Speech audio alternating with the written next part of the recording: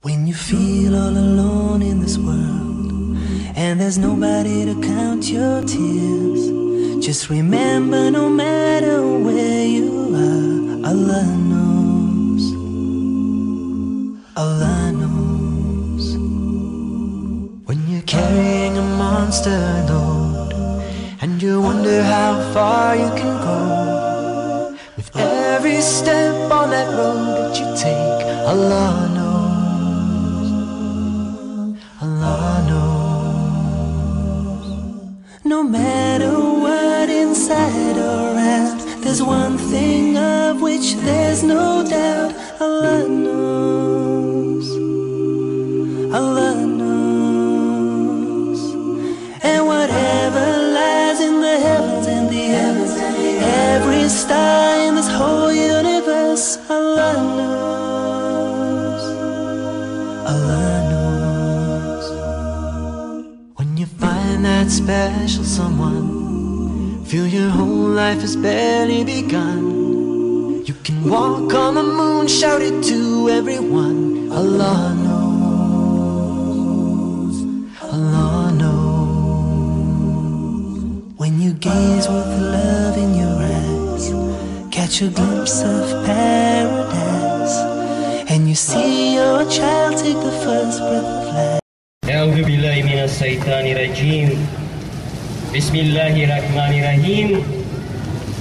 Innalhamdulillah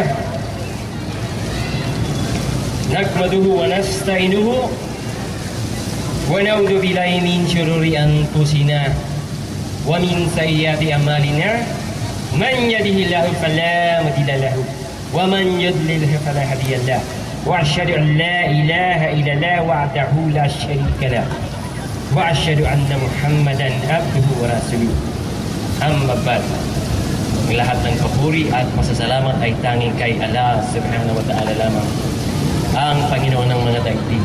Ako'y sumasaksi na mayroon lamang nag-iisang tunay na Diyos na dapat sambahin, kundi si Allah subhanahu wa ta'ala. At ako rin ay sumasaksi na si Muhammad ay kanyang alipin at huling sugo. Ang paksa po nating naiwan po ay yung pagkilala sa nag-iisang tunay na Diyos, that there is only one true God. Yan po yung ating paksa. Yung sinabi kanina ni Ustad Barcelon, napansin niyo po, ang Muslim kumikilala lamang na mayroong nag-iisang tunay na Diyos. We Muslim, we believe that there is only one God. Sabi din ng mga kapatid nating kakristyanuhan, naniniwala din sila na mayroon lamang nag-iisang tunay na Diyos. The Christian, they also believe that there is only one true God. Tingnan natin, yung bang nag-iisang tunay na Diyos na kinikilala naming mga Muslim at yung nag-iisang tunay na Diyos na kinikilala ng mga Christian, iisa ba talaga yan? Pareho ba talaga yan? Di ba ba?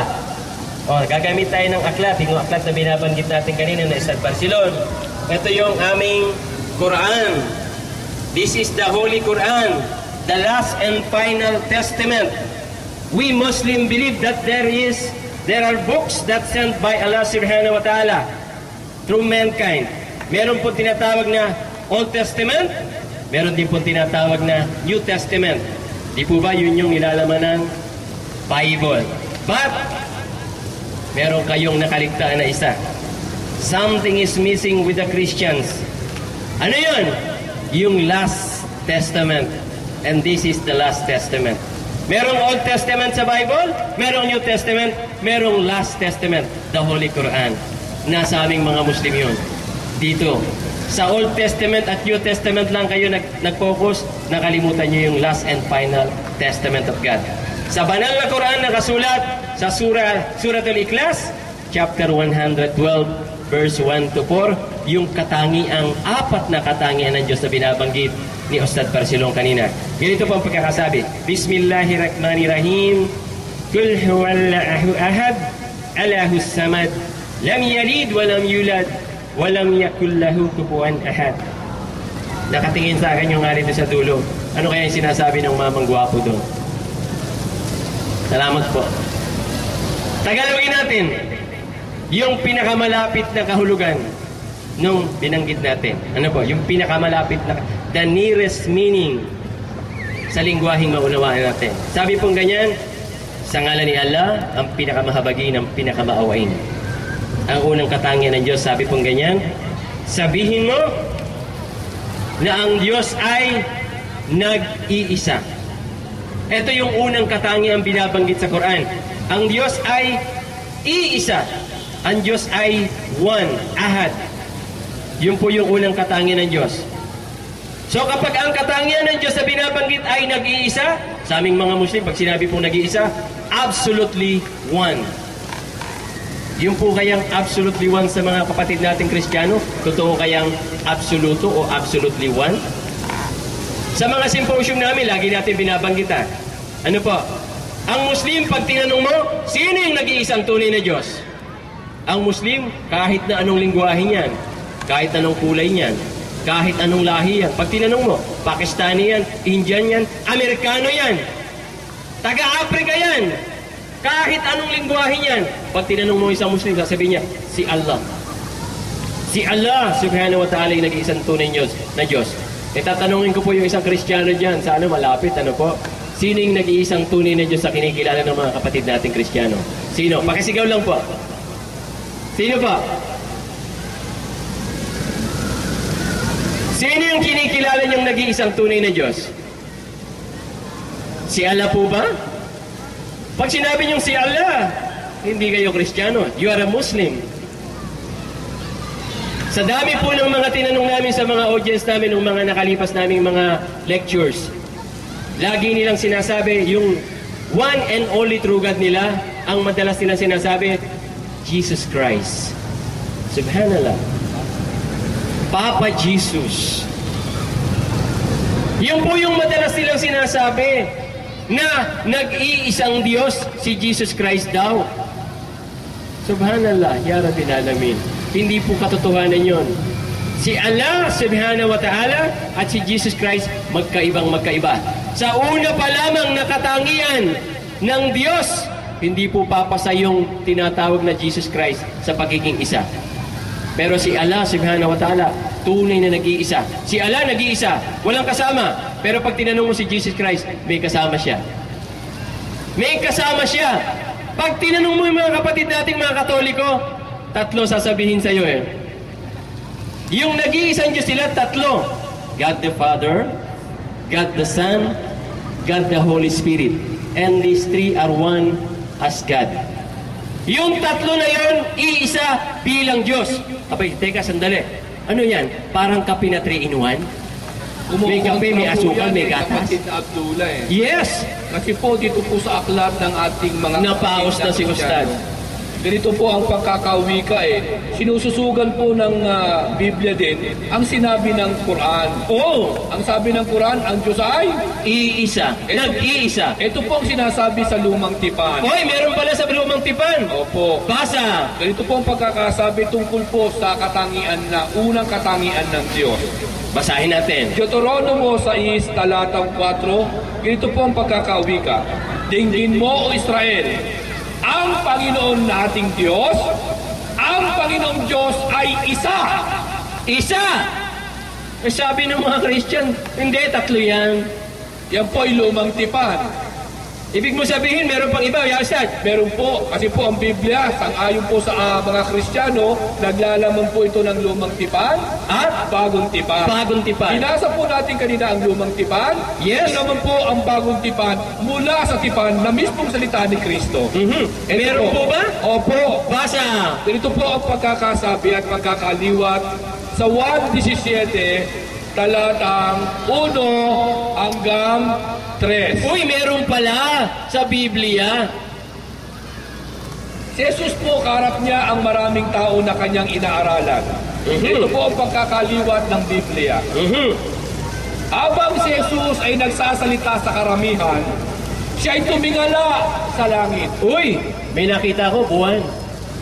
Tumingala siya sa langit. Okay. At winika ni Jesus, pagkatingala niya sa langit, ang salitang ito. At ito, ang buhay na walang hanggan, This is the eternal life. na ikaw You!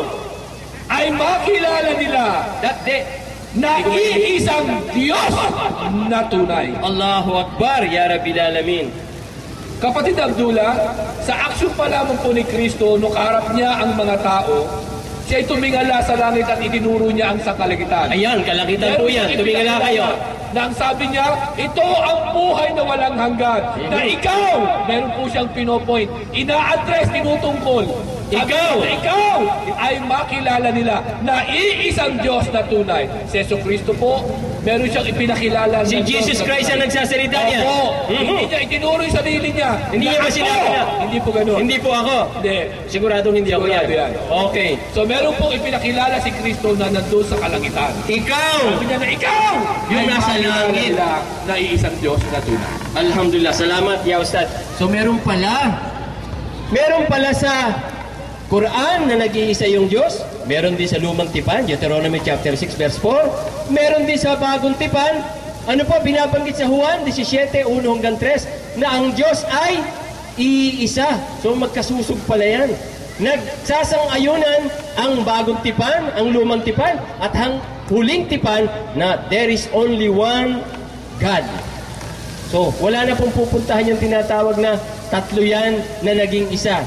Ya Ustad, baka may mababasa sa Biblia na ang Diyos ay may tatlong kalagayan tapos naging isa. Wala Pero po ba? ganun eh. Wala po ba? Marami po nating mga pastor, pare, libo-libo na ang ating nakasalamuha. Tinanong natin sila at meron pa tayo, bukod sa nagtatanong tayo ay nagpakumbaba pa, kapatid na Abdullah. Yes! At ang ating pagpapakumbaba ay sabi natin sa kanila, dito po sa inyong aklat na Biblia, meron po bang nakasulat na sinabi ng Diyos, siya ay tatlo, naging isa? Kung meron po, ang sabi natin, magpapabinyag tayo sa kanilang reliyon. Opo naman! Tatalikuran natin ang ating pagiging Muslim. Opo naman! Meron daw po ba? Ngunit ang sagot ng mga pastor, pare, mga ministro na iba-ibang sekta ng reliyon, walang ganung nakasulat na sinabi ng Diyos na siya ay tatlo, naging isa, o kaya naman ay isa, naging tatlo. There is no single verse in your Bible that God said that He is 3 in 1. Like Wala po copy. talagang ganun. Meron po bang ganun? Wala. Ang nakasulat po ay malinaw, binasa natin kanina. Yes. Lumang Tipan, ang Diyos ay iisa. Sa Bagong Tipan, sabi ni Kristo, yung nasa langit na yan, na itinuro niya, ikaw ay kilalanin nila o makilala nila na iisang Diyos na tunay. Allahu Akbar, maliwanag po. So wala na pong pagtatalunan, ano po? Yung binabanggit natin na kung saan ang unang katangian ng Diyos na siya ay iisa, nagsusog po ang Quran at ang Biblia. Yung pong binabanggit natin kanina pa na ang Diyos ay may tatlong kalagayan, tatlong persona. Sorry po wala po sa Biblia yan. Lalong wala po sa Quran yan. Yung tinatawag na Trinity, there is no such thing in your Bible. There is no Trinity in the Bible. Wala po talaga Wala po. Ganong kapatid na Abdullah. Yes. In fact, napakasakit. Sabi pa ng mga ngaral, yan daw ay persona. Ano sabi natin sa ating mga kabayan? Naiintindihan ba nila yung salitang persona? Kastila yan. Kastila Espanyoles. Ang Ama ay isang persona, ang Anak ay isang persona, Yes. ang Espiritu Santo ay another na persona, Tatlong at persona. personang ito ay isang Diyos. Sabi ko, have you understand what do you mean by persona? Sabi niya na, That is not an English. kaya isa pong Kastila Espanyol po yung Pag-in-English persona. natin God the Father is a person. One person. God the Son is a person. One other person. God the Holy Spirit is another person. Another person. These three persons is one God. Subhanallah. Kinagalog ng tamang Tagalog ng kapatid na Abdullah. Tagalogin natin ang tama yung person. Yung persona sa Ang Arab. Ama ay isang tao. Tao. Ang Anak ay isang tao. Tao pa rin. Ang Espiritu Santo, another tao. Naku, ginawa niyong tao ang Diyos. Ang tatlong taong ito ay naging isang Diyos. Subhanallah. Ininsulto pa Tawarin nila ang kayo. Diyos, kapatid na Abdullah. Opo naman. Gusto na talaga ipilit na ang tatlong ito ay isa Hindi pwedeng maging isa yung kapatid na Abdullah Yes, paano Yawsad? Napakasimple kahit bata Sa kanyang murang isipan, maglalaro ang tatlong iba-ibang anyo. Correct. Hindi pwedeng maging isang anyo. Opo naman. Pag sinabing Diyos Ama, automatic na naglalaro sa isipan na isang bata ang isang Diyos. Matanda o bata? Matanda siyempre. Kaya tinawag na Ama. Ama, matanda. Lalaki o babae? Lalaki, ama Oo, hindi tinawag na ina kung ina yung babae yan. So maglalaro ka agad sa isipan na isang bata, ang isang matandang lalaki. May balbas yan, nandun sa kalawakan, nakaupo sa trono yan. Yes. Siguro ang lumika. Yun ang Diyos Ama. At lupa. Diyos Ama. Meron ka ng isang Diyos. Meron na kagad, kahit bata maglalaro sa kanya, meron na kagad siyang isa. At kung siya na medyo nasisimula pa lamang magsalita, sabihin niya, Ita. Ita. Bata yan, ha? Oo, isang matanda na lalaki, Ita. Ita. Kung mas bata yan. Eto na ngayon, pag sinabi namang Diyos, anak, ayan, kahit bata maglalaro sa isipan niya. Correct. Kaiba doon sa matanda. Naman! Kaya nga tinawag na anak Mas bata. Oo, magiging dalawa na. Kahit bata yan mag-iisip, hindi pwede maging. Isa yan. Isa matanda. Isang bata. Ay bata. Okay. Sasamahan pa na tinatawag ng Diyos Espiritu Santo. Naku po, kakaiba yan. Ano ang paniniwala ng mga kababayan natin sa Espiritu Santo? Nakalagay sa Mateo na ng bautismo ang si Kristo sa ilog ng Jordan. Ni Juan Bautista, ang Espiritu Santo ay bumaba at nagkanyong isang kalapate. Naku, kalapate naman. Ibon, hayop naman po yan. Naku po, sabi sa Bible po, ha? Hindi po kami may sabi. Kapatid na tula, lumalabas yung ama, isang matanda, another na anyo, yes, another na imahinasyon, yes, ibang picture, ibang figura. Correct. Pag sinabing Diyos anak, mas bata, magkaiba doon sa matanda. Siyempre naman. At yung pangatlo, Diyos Espiritu Santo, isa namang kalapate o ibon. Sabi natin, paano nila magagawa na yan ay maging isang Diyos? Hindi pwede. Magkagayon mo ba? Sapagkat yan ay pananampalataya. Sabi ng ating mga kababayan na naniniwala dyan. Ano sabi natin? Hatu burhanakum in kuntum sadikin. Dahil yan ay pananampalataya, ang pananampalatayang walang batayan ay invento lamang na aral. Yes. Nasaan ang inyong ebidensya? Nasaan ang kanilang katibayan? Correct. Sabi nila, ang katibayan daw ay nasa Biblia. Nasaan? Meron bang nakasulat sa Biblia, kapatid na Abdullah, na sinabi? Wala po. Tatlo, isa? Wala. Isa, tatlo? Lalong wala. Isa pang hamon natin dahil wala silang makitang gano'n na nakasulat sa Biblia. Ang Diyos, tatlo naging isa o isa naging tatlo. Hamon na lang natin, baka naman may nakasulat sa Biblia, ang Diyos ay isang Nescafe. May lalong wala. Wala. Greatest. Wala rin. Wala. Ano ba? Kopi ko. Wala rin. Kasi merong 3-in-1 Kung mamaya magkakapit tayo, huwag kang mag-alala. Diba? Baka naman merong nakasulat, ang Diyos ay naging kaping barako. Wala rin. Wala rin. Nililiwanag lang po namin, ano po? Yung paniniwala ng ating mga kapatid na mga kakristyanuhan. Hindi po ito pangiinsulto o pananakit ng inyong damdamin. Wala pong nakasulat mismo sa inyong Biblia na ang Diyos ay may tatlong persona. Wala. Wala yan. Walang Trinity sa Biblia. Walang Holy Trinity. Walang Santo Trinidad. Yan po'y imbentong aral na kung saan gawa, inimbento lamang ng tao. Tama, kapatid na Abdullah. Yes! Wala nga nakasulat sa Biblia. Ngunit may nakatala sa kasaysayan. Noong taong 325 AD. Uy, hindi pa ako buhay niyan. Tama yun. Hindi ka pa rin buhay niyan. Pa rin. Okay. Matanda lang ako sa isang taon. Ito ko na ba? 21 ako. Kanidi mo mula nung nakaraan. 21. Taon. 22 ako. 22 ka. Walang mainggit, ha? Sige, go. Mamatay sila sa inggit. Oh, subhanallah. Ya Rabbi natin. So, nakatala sa kasaysayan. Punta sila sa mga internet shop. Punta sila doon sa Wikipedia. Correct. Sa Wikipedia. I-type lang nila 325 AD. 25 AD. Council of Nicaea. Konseho ng Nicaea. Ano mababasa doon sa konsehong yan?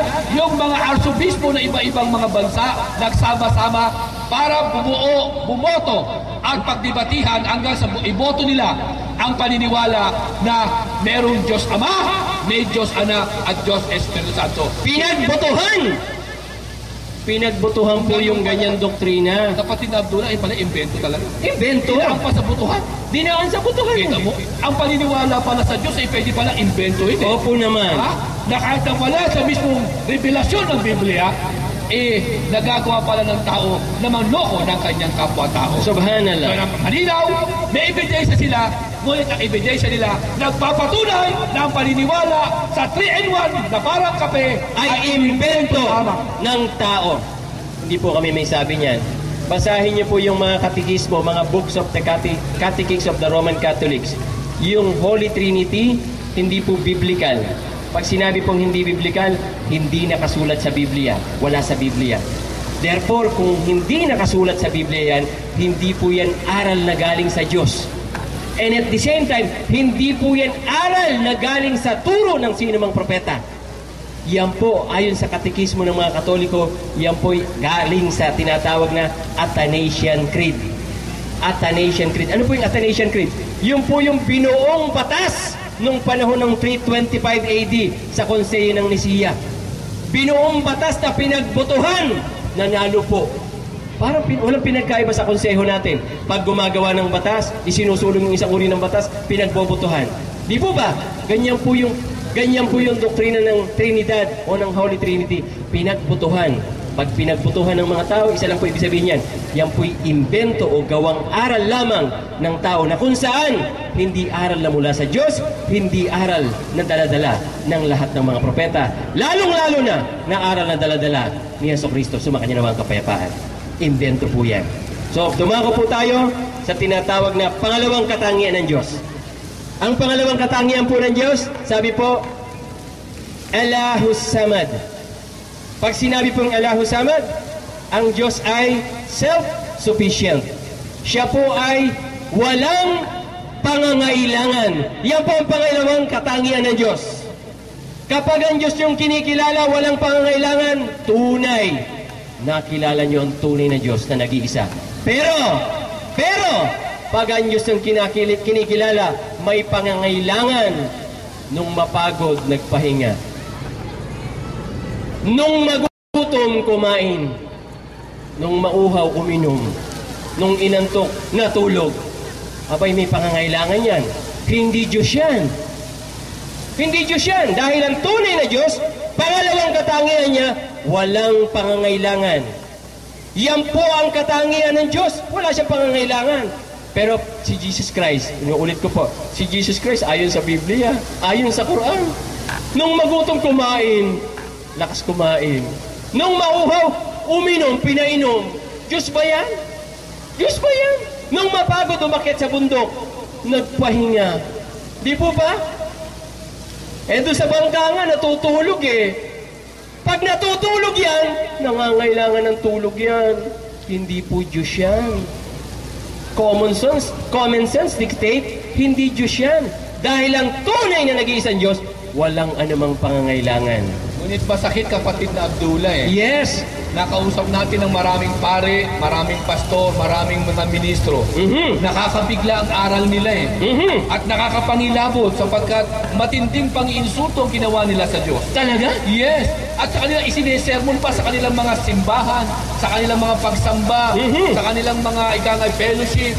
Sinasabi ng mga pare, pastor at mga ministro. Kasali ka yata doon nung nagngangaral na ganyan. Okay, siguro nga. Ano sabi nila? Nilikha daw ng Diyos ang langit at lupa noong unang araw. Pangalawang araw ang mga kabundukan at mga karagatan at kalupaan. Pang-apat na araw ang mga hayop na gumagapang at lumalakad sa lupa. Pang-limang araw ang nilikha daw ng Diyos ang mga ibon na lumilipad sa himpapawid at iba pang mga hayop at isda. Ika-anim na araw, sabi ng mga paring pastor, nilikha ng Diyos ang tao. Tao? Opo, tayong mga tao, ang unang tao si Adan at si Eva, noong ika-anim na araw.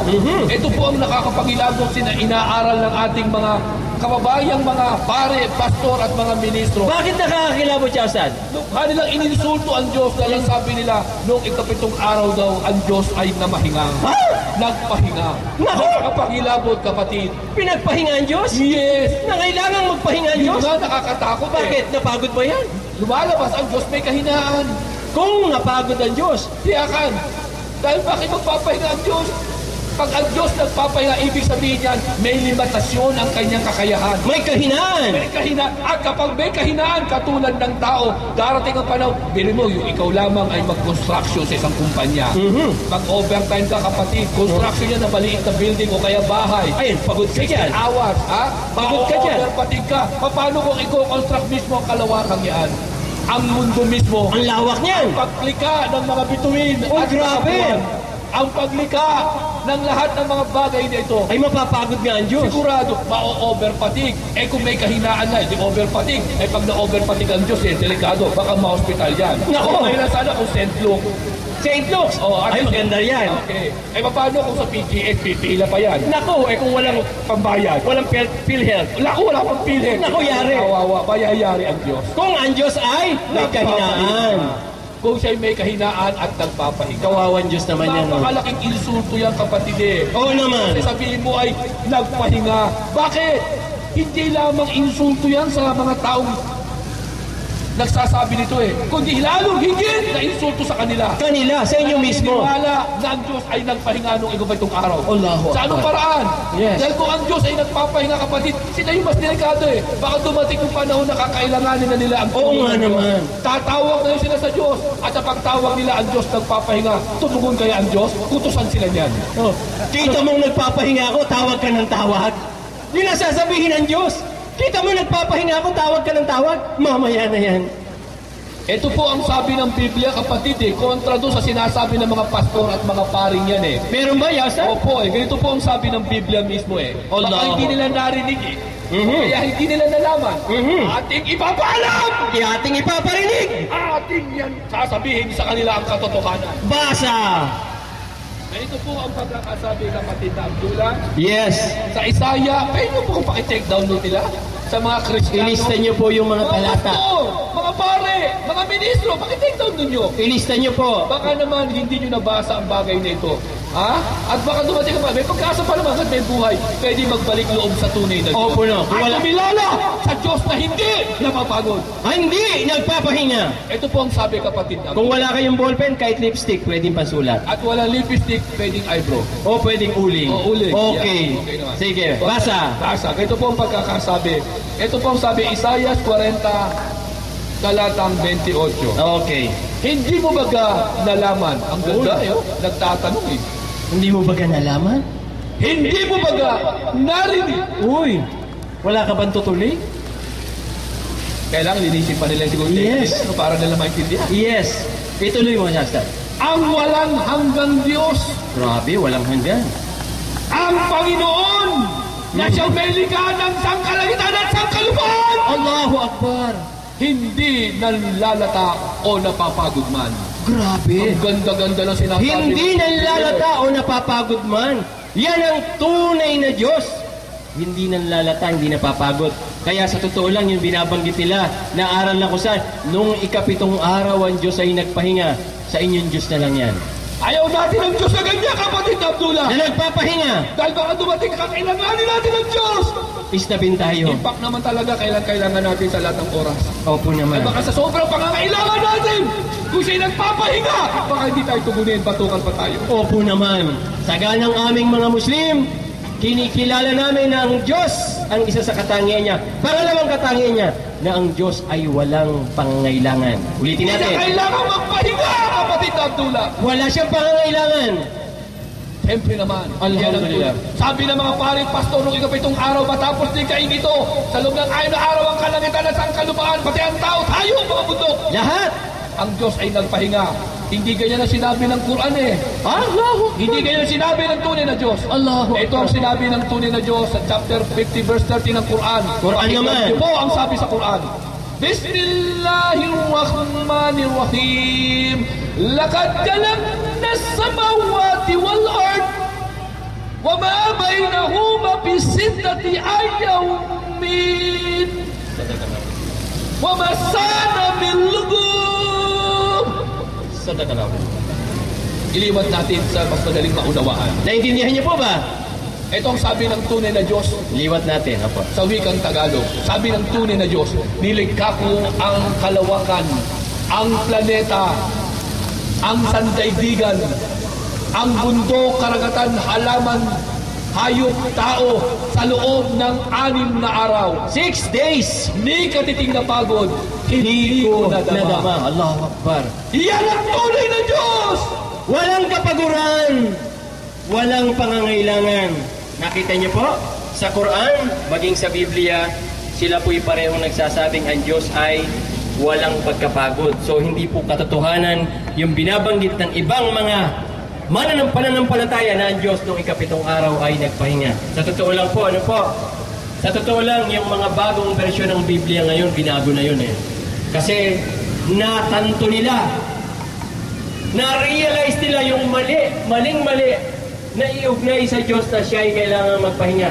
Dahil ang tunay na Diyos ay talagang walang pangangailangan. Kaya sa mga bagong version ng Bible ngayon, tinanggal po yung salita na yun na ang Diyos ay nagpahinga. Ang nakalagay na po ngayon, ang ganda-ganda. Ustad, ano ba yung nakalagay ngayon? Ang nakalagay na po ngayon ang ganda po sa talata ng Genesis 3 po sabi po doon nang likay ng Diyos ang langit at lupa sa loob ng 6 na araw ay tumigil na siya sa paglikha. Tumigil na! I-stop in this world. Allahu Akbar. Binago na po nila yung nakasulat na mali na pagkilala sa Diyos.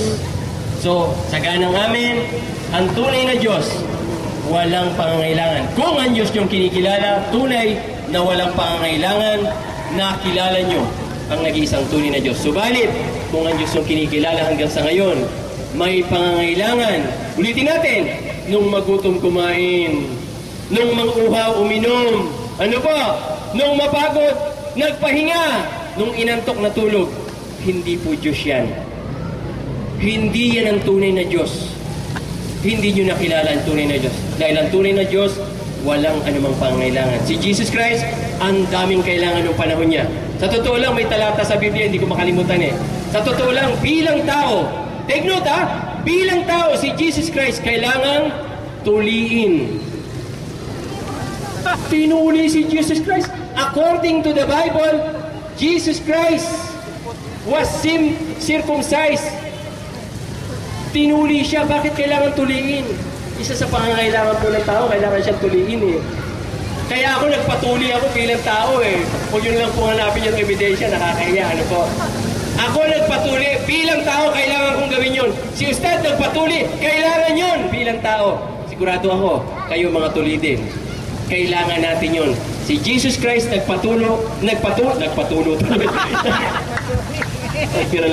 nagpatuli bilang katibayan na siya ay may pangangailangan bilang tao. Tao, hindi po Diyos. Paliwanag po, ano pa? Opa. Dumako naman po tayo sa pangatlong katangian ng Diyos. Sabi po ganyan, lam yalid, walam yulad. Ang Diyos po ay, tingnan niyo po nakasulat, di nagkaanak. Ang Diyos ay walang anak. He begets not. Wala siyang anak. Yan po ang pangatlong katangian ng Diyos. Ang Diyos ay hindi nagkaanak, walang anak. Pag ang Diyos niyo pong kinikilala ng anak, hindi po totoo Diyos yan. Pag ang Diyos yung kinikilala, anak ng Diyos, sorry, hindi po totoo Diyos yan. Dahil ang tunay na nag-iisang Diyos, hindi siya nanganganak. Masakit nga kapatid, ginawa nilang anak si Kristo eh. Oo na naman. Tinuro ng mga parit, mga pastor, si Kristo daw ay anak ng Diyos. That Jesus Christ is a son of God? Yeah. Oh, come on. Pininiwala nga nila, diba? Si Kristo ay son of God. Subhanallah. God the Son mismo. Ipinagtay pa nga sa Diyos eh. Diba kapatid Abdullah? Kaya ang masakit nga dyan, dahil ginawa nila si Kristo anak ng Diyos, lumalabas talaga si Kristo ay Diyos na. Dahil Diyos ang nagpaanak sa Kanya eh. Diba? Kaya doon pa lamang sa logika, sa sentido kung lalabas, dalawa na ang Diyos eh. Lalabas, dalawa talaga. Kaya sinabi nila Diyos Ama, Diyos Anak, dalawa kagad eh. Dalawa yan. Nasaan ba ang katinuan ng ating mga kababayan? Na bakit hindi nila ayusin ang kanilang kaisipan? Dahil pag sinabi mong ang Diyos may anak, automatic yan, hindi na magiging isa ang Diyos. Magiging dalawa na yan. Magiging dalawa ang Diyos. Marami tayong kababayan Kristiyano eh. Pag ang Diyos ay nanganak, ilan na ang Diyos, sasabihin ng isa, hindi pwede maging isa lang yan. Dinadaya mo sarili mo. Bakit kapatid Abdullah? Kapag ba ang Diyos ay gumawa ng anak, kung sakasakali man, bagamat hindi niya ito gagawin. Naman. Tunay na hindi niya gagawin. Naman. Pero daanan natin sa logika. Okay. Sa tamang matinong pag-iisip. Kapag ang Diyos ba gumawa ng anak, kung sakasakali man, hindi natin nililimitahan ang kapangyarihan ng Diyos. Yes. Of course naman. Ngunit hindi niya gagawin ang isang bagay na kung saan ay... Example lang. Kung sakasakali man, yes, ang Diyos ay gagawa ng anak. Yes. Sa palagay mo, ang kapatid Abdullah, gagawa siyang ng anak na hayop. Ay, hindi. Diyos siya eh. Ang Diyos hindi gagawa ng anak na hayop. Bakit kapatid ang hayop? Patayo di bang hayop? Aso, halimbawa. O aso. Gagawa ba ang hayop ng, gagawa ba ang Diyos ng anak na aso? Hindi. Sabi niya, anak ko yan. Bakit kapatid na Abdullah? Abay, nakakahiya ang isang aso. Bakit mo naman sabi nakakahiya? Pag umiihi ang aso, tinataas sa pader eh. Oo. Jingle. Makikita nung Diyos. Anak niya yun, di ba? Kawawa. Kawawa naman yung anak ko. Iihi lang siya, itataas pa sa pader yung kanyang paa. Bakit nakataas kaya sa pader? Bakit kaya? Sa ayon sa pagsusuri ng mga scientifico, kaya pala tinataas ng aso ang kanyang paa, natatakot siya baka tumumba yung pader sa kanya. Grabe ka naman! Yes. So kung ang Diyos may anak na aso, kawawa naman yung anak niya. Natatakot, baka sa pader na, takot na eh. Mababagsakan. Kaya pala tinutukuran. Yes. Ayun pala yun. Grabe! Grabe, ngayon ko lang narinig yan ha. Ustad, Sa kapatid na Abdullah, hindi gagawa ng anak na hayop. naman, hindi papayag ang Diyos na siya bilang Diyos, magkakaanak siya ng isang hayop katulad ng aso. Iba yan eh. Yes. Ibang uri yan eh. Yes naman, of course. Lalong ang Diyos, kapatid na Abdullah, kung sakasakali man siya gagawa ng anak, sa palagay mo, gagawa ba siya ng anak na tao? Naman, hindi pa rin. Bakit kapatid na Abdullah? Yes. Kung sakasakali man, bakit hindi tao ang kanyang gawin na anak?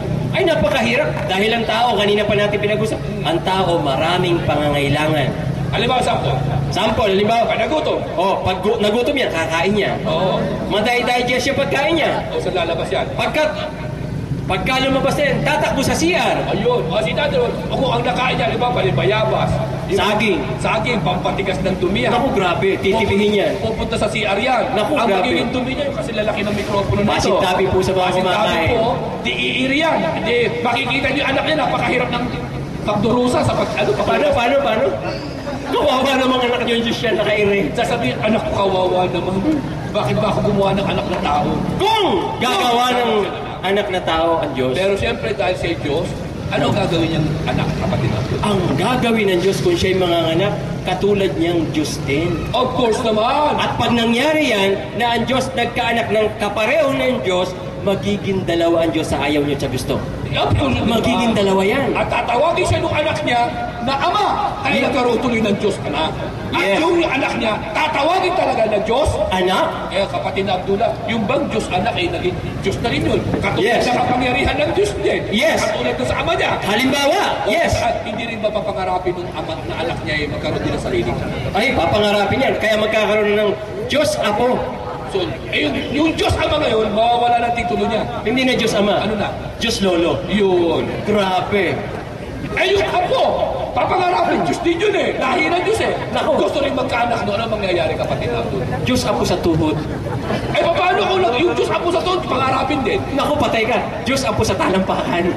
Ano ba yun? Oo, baka. Yung apo sa talampakan, gusto rin magkaanak. Diyos apo sa kuko na yun. Oo, hanggang sabay ko dumi sa kuko na yan. Ayun. Subhanallah. Dami ang Diyos. So hindi po pwedeng maging ganun, ano po? Ang Diyos, ang pangatlong katangian niya, ang Diyos ay walang anak. Hindi po pwedeng magkaroon ng anak ang Diyos. Bagamat si Jesus Christ, according to the Bible, binabanggit po si Jesus Christ is the Son of God, but this is our challenge. Ito hamon namin. Kailan sinabi ni Jesus Christ na siya'y anak ng Diyos?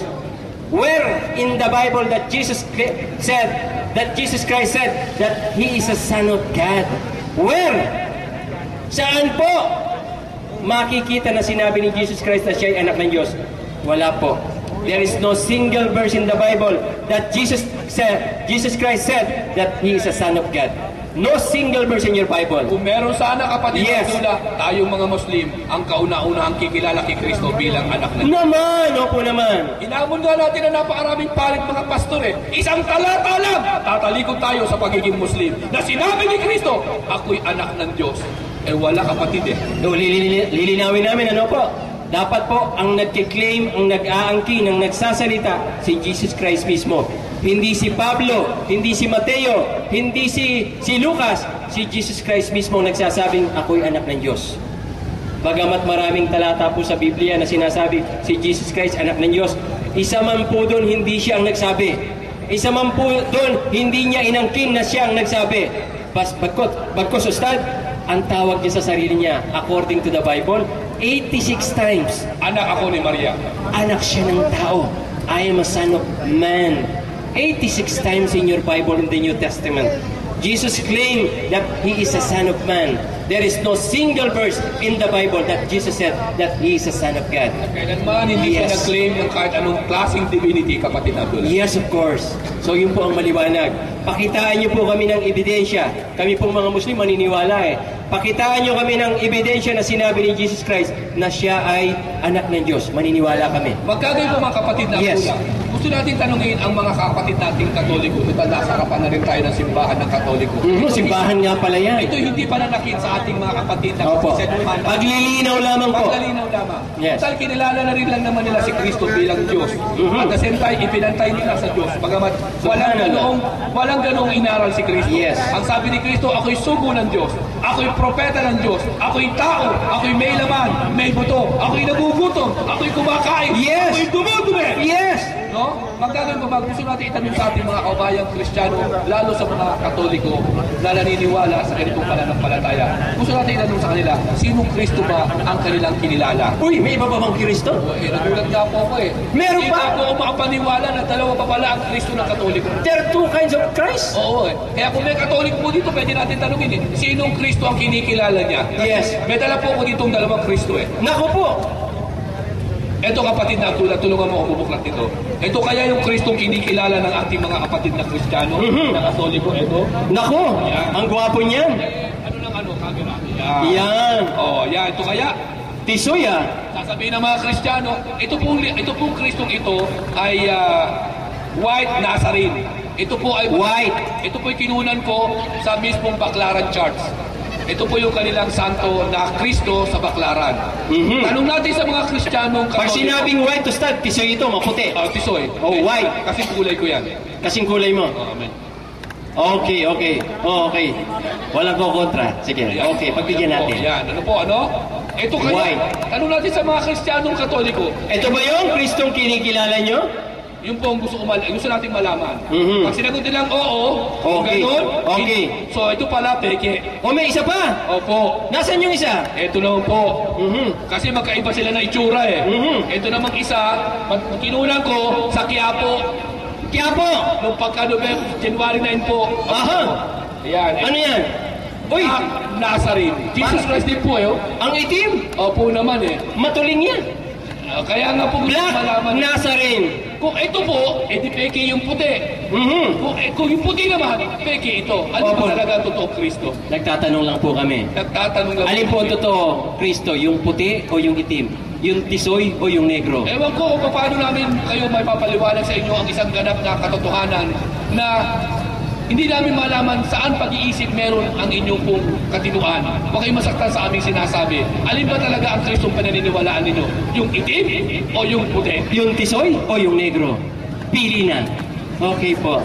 Eh ang maganda kapatid na Abdullah ang aklat na sinulat ng isang hermeneutics o maalam sa Biblia. Isang aklat na sinulat ng isang batikang manunulat na profesor. Siya po ay nagbabasa marunong magsulat ng Hebrew, Greek at Aramaic. Siya rin ay nag-aral ng hermeneutics, philosophy, psychology at saka theology. Si Professor Jose Absalud. Ang aklat na kanyang isinulat na ito. Alam nyo, dito sa aklat na ito nakakatuwa. Sa page ng aklat na ito, meron nakasulat dito kapatid na Abdullah. Yes. Patungkol doon sa picture na ating ikangaya. Yung black Nazarene at saka yung white Nazarene. Okay. Ito po ang pagkakasabi sa aklat na ito. Baka Muslim ang sumulat yan, Hindi Yausa? po, isa pong Kristiyanong profesor. O, profesor na? Kristiyano. Ano pangalan? Jose Absalud. Absolute. Ito po ang Allah. pagkakasabi. Ang larawang makikita natin na sinasamba ng mga Katolikong Kristiyano, mapaitim man o mapaputi, ito ay larawang imahinasyon lamang na iginuwit ni Leonardo da Vinci. Imahinasyon. Yausa, pag sinabing imahinasyon, ito'y kathang isip. Ito'y galing sa guni-guni o haka-haka. Hindi tayo may sabi niya kapatid Abdullah. Isa pong Kristiyanong manunulat. Professor ng hermeneutics, philosophy, marunong magbasa ng Hebreo, Aramaic, Greek, Uy, grabe! at theologian. Ay, grabe! So, meaning to say, yung po palang mga larawan na nakikita natin, Napaitim man? o puti, imahinasyon lamang ni Leonardo da Vinci na isang pintor. Opo, linawin natin, linawin natin. Meron po kaming nabasa na aklat na kusaan patungkol kay Leonardo da Vinci. Si Leonardo da Vinci po, isang tanyag na pintor nung kapanahunan niya. Wala naman siguro hindi nakakilala kay Leonardo da Vinci. Siya yung kauna-unahang pintor na nagpinta ng larawan ni Jesus Christ. At ang unang-unang larawan na ipinenta ni Leonardo da Vinci yung tinatawag na Last Supper, yung huling hapunan. Ipininta po niya yan hindi sa canvas, kundi sa isang malaking katedral. St. Catherine Cathedral, kaya yung malaking pinta po na yan umabot po ng taon, bumilang ng taon. At sa bawat pagpipinta niya, gumagamit po siya ng mga taong modelo para ipinta niya, para gayahin niya kung sino si Jesus Christ, kung sino si John, kung sino si Peter, kung sino si Judas. Gumagamit siya ng mga tinatawag na mga modelong tao. Nung ipinta po niya si Jesus Christ, inassume lamang niya ayon sa kanyang sarili po na imahinasyon na gano'n ang itsura ni Jesus Christ. Pumili si Leonardo da Vinci ng isang tao na ayon sa kanyang paniniwala, ayon sa kanyang imahinasyon, gano'n ang itsura po ni Jesus Christ. Pumili siya ng isang modelo. Siguro ganito ang itsura ni Jesus Christ. Modelo po na kanyang binayaran at ipininta niya si Jesus Christ. So yun po ang pasimula na kung saan unang-unang larawan na na-drawing patungkol po sa itsura ni Jesus Christ. Kathang-isip ni Leonardo da Vinci. Dadagdag ko lamang po, nakakatuwa po eh. Alam niyo po ba, doon sa Last Supper, huling hapunan, makikita niyo po doon may dalawang karakter, may dalawang tauhan po dyan na magkamukha. Sino po yung magkamukha? Si Jesus Christ may kamukha. Paano nangyari yun? Si Leonardo da Vinci mismo ang nag-confess bakit may dalawang karakter o tauhan niya sa Last Supper na magkamukha. Kasi sabi niya, nung ipinta niya yung si Judas Iscariot, kumuha siya ng isang modelo para ipinta niya si Judas Iscariot. Habang pinipinta niya si Judas Iscariote, habang tumatagal, sabi ni Leonardo da Vinci sa modelo, alam mo parang nakita na kita. Alam mo parang matagal na kitang nakita. Sabi ni Leonardo da Vinci, sumagot yung modelo na kung saan modelo ni Judas. Sabi niya, opo, matagal yun na ako nakita. Kasi nung ipinta nyo si Jesus Christ, ako rin yung modelong kinuha nyo. Nung ipinta nyo si Jesus Christ, ako rin yung modelong kinuha nyo. Kaya si Jesus Christ at si Judas Iscariote magkamukha doon sa Last Supper. Dahil isang tao ang modelong ginamit ni Leonardo da Vinci.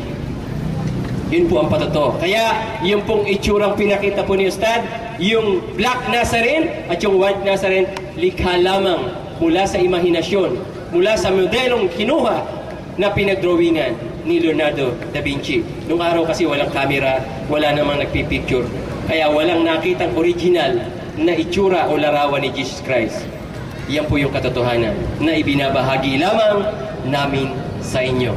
Pinadalawa kapatid na Abdullah, tunay na Diyos ay hindi gagawa ng anak. Opo naman. At higit sa lahat, kung si Kristo ang tinutukoy na anak ng Diyos, yes, pag napatunayan natin, hindi siya Diyos. Hindi at wala siyang kalagayan ng pagiging Diyos. Yes, okay. Dahil wala siyang kalagayan ng pagiging Diyos, kapatid na Abdullah, lalong wala siyang kalagayan at karapatang tawaging Panginoon. Opo naman. Lalong wala po. Kaya sino ang tumatawag kay Kristo na bilang Panginoon? Pasensyahan na po tayo. Kayo po ay naliligaw ng landas. May isang talata sa Banal na Quran, naalala ko, Ustad. Sabi po, Surah Maryam chapter 19, verse 36. Sabi po ganyan, wa innallahi rabbi wa rabbukum fa'budun hasan siratun mustaqim. Iliwat po natin sa lingwaing maunawain natin yung pinakamalapit na kahulugan. Sabi po ganyan ni Jesus Christ. Si Jesus Christ mismo nagsasabi, ayon sa nakatala sa Banal na Quran. Sabi ni Jesus Christ, katotohanan, si Allah ang aking Panginoon at inyong Panginoon, kaya't sambahin siya. Ito ang matuwid na landas. May ipinapakilala pong Panginoon si Jesus Christ according to the Holy Quran. Si Allah ang aking Panginoon at inyong Panginoon. Panginoon nating lahat. Si Allah. Hindi po niya pinakilala ang sarili niya bilang Panginoon. Never po niyang kinlaim na siya ang Panginoon. Never. Kaya po sa Banal na Quran, kaming mga Muslim, kung sino ang pinakilala ni Jesus Christ na Panginoon, aba yun po ang kinikilala namin Panginoon. Si Allah ang aking Panginoon at inyong Panginoon, kaya't sambahin siya. Si Allah ang tinutukoy niya. Ito ang matuwid na landas. Kapatid na Abdullah, Yes! sasabihin ng ating mga kababayang kakristyanuhan, Quran kayo ng Quran, para sa inyong mga Muslim lang yan. Ang gusto naming marinig ano ang sinabi ng aming Biblia patungkol dyan? Meron ba, Yausta? Opo naman. Allahu Meron pong Akbar. lumapit kay Yesu Cristo ng kapanahunan niya, habang siya nangangaral.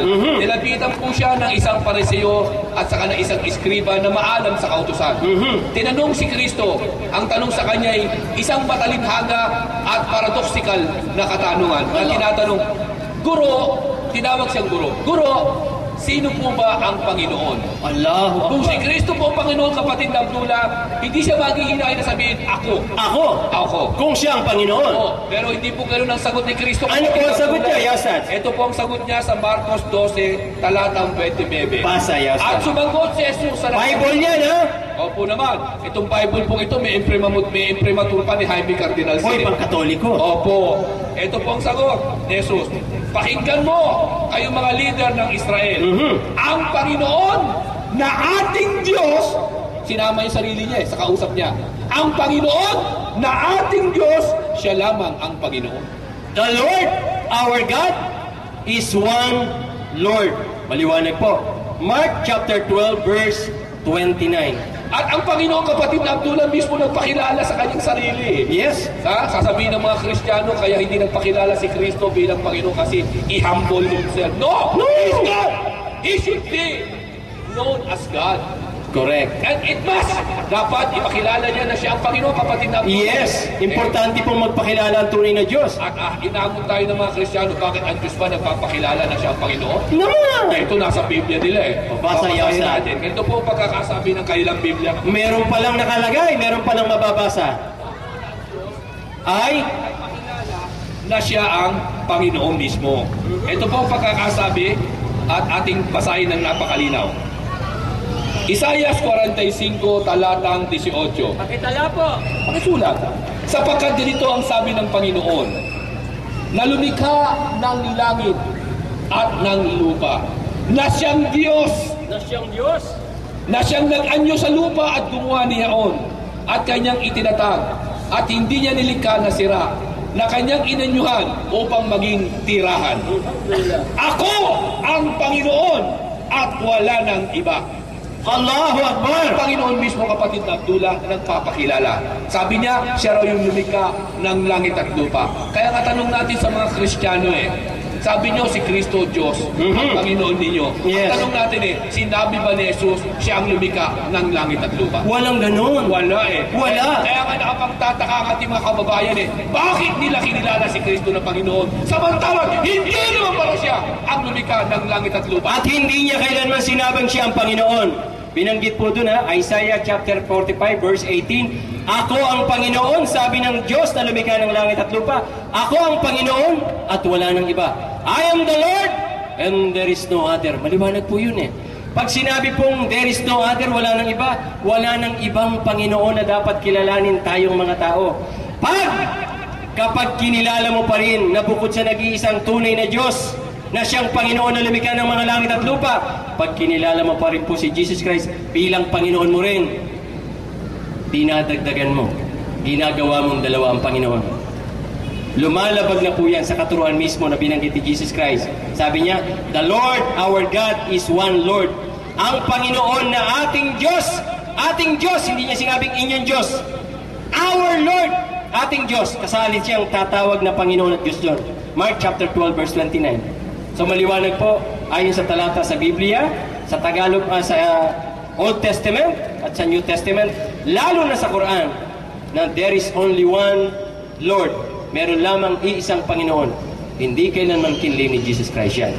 Kaya yung mga nagsasabing, Jesus is Lord, I'm sorry. You are creating another false doctrine. I'm sorry. Jesus never claimed that. Subhanallah.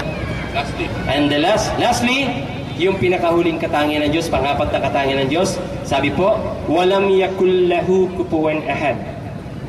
Ang Diyos po yung kanyang huling katangian, siya po ay walang kamukha, walang kagaya, walang kawangis, walang katulad. Yan po ang tunay na Diyos. Ang Diyos po hindi natin kamukha. Ang Diyos po hindi natin kawangis. Ang Diyos po hindi natin katulad. Wala po siyang katulad. Paano nangyari yan?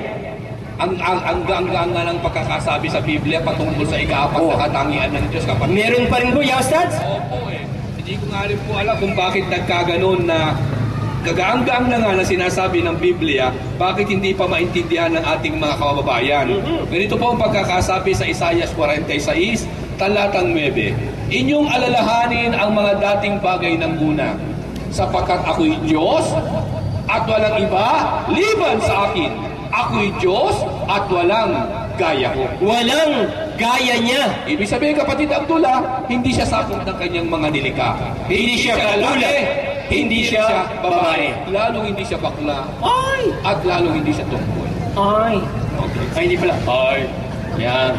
Matigas eh. No? So, ang panghuling katangian ng Diyos, maliwanag po, walang kagaya, walang katulad, walang kawangis, walang kamukha. Ulitin natin.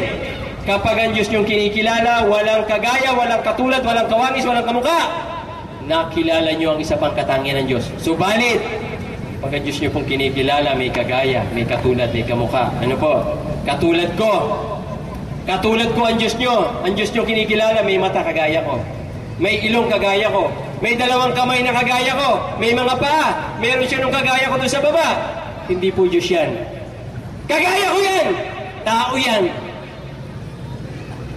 Ang Diyos walang kagaya, walang katulad, walang kamukha. Yan ang tunay na Diyos. Yan ang tunay na Diyos. Ito ang kanyang apat na katangian. Ang Diyos ay nag-iisa. Ang Diyos ay walang pangangailangan. Ang Diyos ay hindi nagkaanak o walang anak. Ang pang-apat ay wala siyang kamukha, walang kagaya, walang kawangis, walang katulad. Pag ganyan po pagkakakilala niyo sa Diyos, tunay! Tunay! Nakilala niyo ang nag-iisang tunay na Diyos. Subalit, pag isa man po rito, sumablay o hindi tumama yung kinikilala niyo yung Diyos, I'm sorry, hindi tunay na Diyos ang nakilala niyo. Peking Diyos ang nakilala niyo. Hindi po yan ang tunay na Diyos. Hindi po yan ang tunay na Diyos. Sorry po, ano po? At dahil hindi nila nakilala ang tunay na Diyos, kapatid Abdullah, hindi nila nakilala ang nag-iisang tunay na Diyos, wala silang karapatang matawag na Muslim. Opo naman, dahil ang ibig sabihin ng Muslim, yung taong naniniwala na meron lamang nag-iisang Diyos. Kapag ganyan po ang paniniwala nyo, na yung meron lamang nag-iisang tunay na Diyos, maaari po namin kayong tawaging kapatid ng Muslim. Subalit, kapag hindi po yan ang pagkakakilala nyo, I'm sorry, hindi po kayo pwedeng tawaging kapatid naming Muslim. Allahu Akbar ya Rabbil Alamin.